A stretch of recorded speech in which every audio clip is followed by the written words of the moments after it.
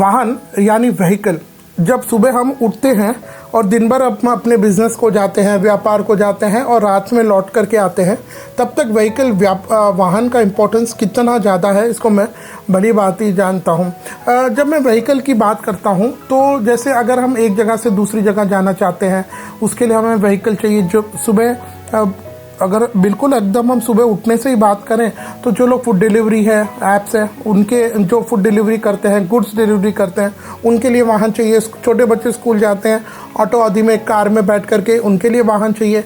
फिर हम अपनी गाड़ी में जाते हैं, कार में जाते हैं, टू व्हीलर में जाते हैं, उसके लिए हमें गाड़ी चाहिए। फिर दिन भर हमें कोई चीज़ लाना हो, ले जाना हो, उसके लिए चाहिए। उसके अलावा फिर कुछ जो लोग कैब चलाते हैं, टैक्सी चलाते हैं ना, तो वहाँ पर है।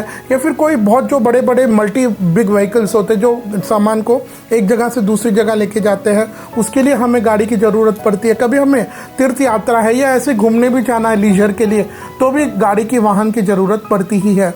तो हमारी रेगुलर लाइफ में आप ये समझे कि इस वाहन की महत्वता कितनी ज़्यादा है। तो आपको नहीं लगता कि जब हमारे जीवन में ये वाहन की महत्वता इतनी ज़्यादा है तो हमें अपना वाहन अच्छे मुहूर्त, शुभ मुहूर्त पर लेना चाहिए?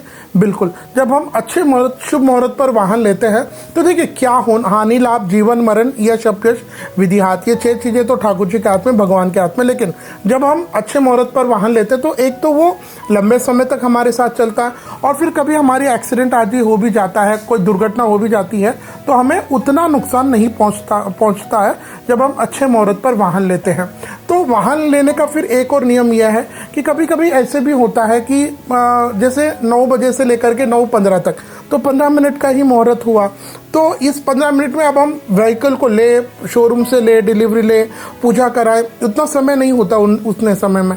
तो जब आप व्हीकल को ले रहे होते हैं तो अगर आपको लगता है कि मुहूर्त का टाइम बहुत कम है, तो आप 1 दिन, 2 दिन, 3 दिन पहले उसके जो जितनी भी लीगल फॉर्मेलिटीज़ हैं उनको क्लियर कर लें। अगर आप EMI से ले रहे हैं, लोन से ले रहे हैं, तो उसके जो भी फाइनेंशियल डॉक्यूमेंट्स आपने देने उनको क्लियर कर लें और पेमेंट सारा क्लियर कर लें। और जब ये जो हम मुहूर्त हम बताते हैं, भले वो 15 मिनट 20 मिनट का हो, और वहाँ से कंपनी के पास से आप उस मुहूर्त पर व्हीकल की, कार की या बाइक की डिलीवरी को ले सकते हैं। बाइक आप या कार शायद सेकंड व्हीलर, 2 व्हीलर ले रहे हैं, 4 व्हीलर है, तो किसी का चला हुआ ले रहे हैं, नया ले रहे हैं, तब भी हमें अच्छे मुहूर्त पर ही लेना चाहिए। ऐसे नहीं कि नियर टाइम पर कोई भी एक मुहूर्त, अबूझ मुहूर्त दिख लिया और हम ले लिए ना।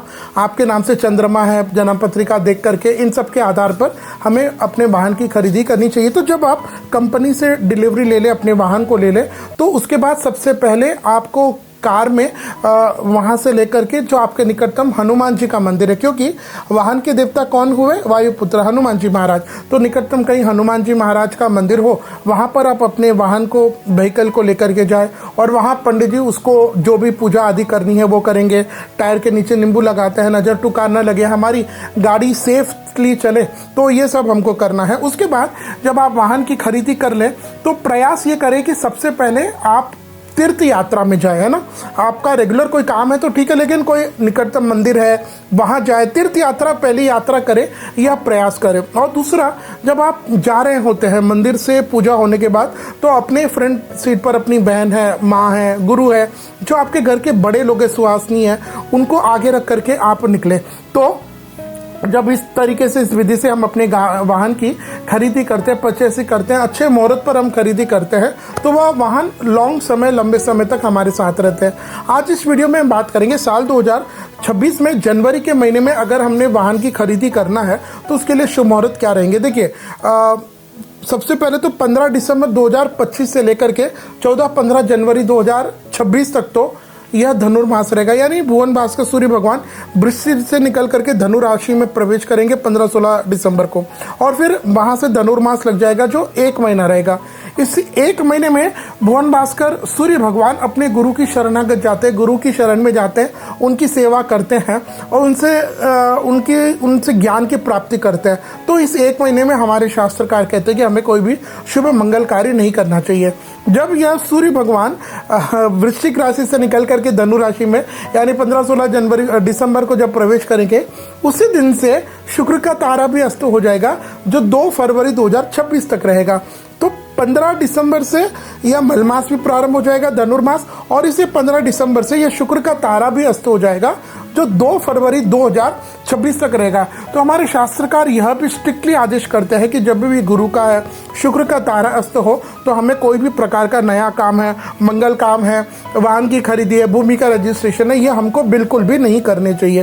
तो कुल मिलाकर के देखें तो इस जनवरी के महीने में यह धनुर्मास यानी मलमास और फिर इसके बाद शुक्र का तारा अस्त होने के कारण हमें वाहन की खरीदी करना है, चाहे आप सेकेंड हैंड खरीद रहे हैं, फर्स्ट टाइम ले रहे हैं, बड़ी व्हीलर है, 2 व्हीलर है, 4 व्हीलर है, किसी भी तरह की गाड़ी है, तो इस जनवरी के महीने में यह ऑब्स्टिकल आएगा, यह अवधान आने के कारण आप अपना नए वाहन की खरीदी नहीं कर सकते हैं। इसके बाद अगर आप चाहते हैं कि फरवरी के महीने में आपको वाहन खरीदी के शुभ मुहूर्त कौन से हो, तो आप या तो फिर आप हमारे अगले वीडियो के लिए प्रतीक्षा करें, लेकिन अभी से अगर आप अपने, क्योंकि हमें बहुत लोग EMI पे लेते हैं, ऋण लेकर के बैंक से कहीं से लेते हैं, तो पहले प्लानिंग करने की आवश्यकता होती है। तो अगर आप पूर्व में ही फरवरी के महीने में 2026 में फरवरी के महीने में वाहन खरीदी के शुभ मुहूर्त अभी से जानना चाहते हैं, तो आप हमें मात्र 1100 रुपये देकर के स्क्रीन पे जो नंबर आ रहे हैं, इन नंबर पर आप हमें संपर्क करें और हम वो आपके लिए शुभ मुहूर्त, चाहे आप कंपनी के नाम से ले रहे हैं या चाहे आप अपने नाम से ले रहे हैं, या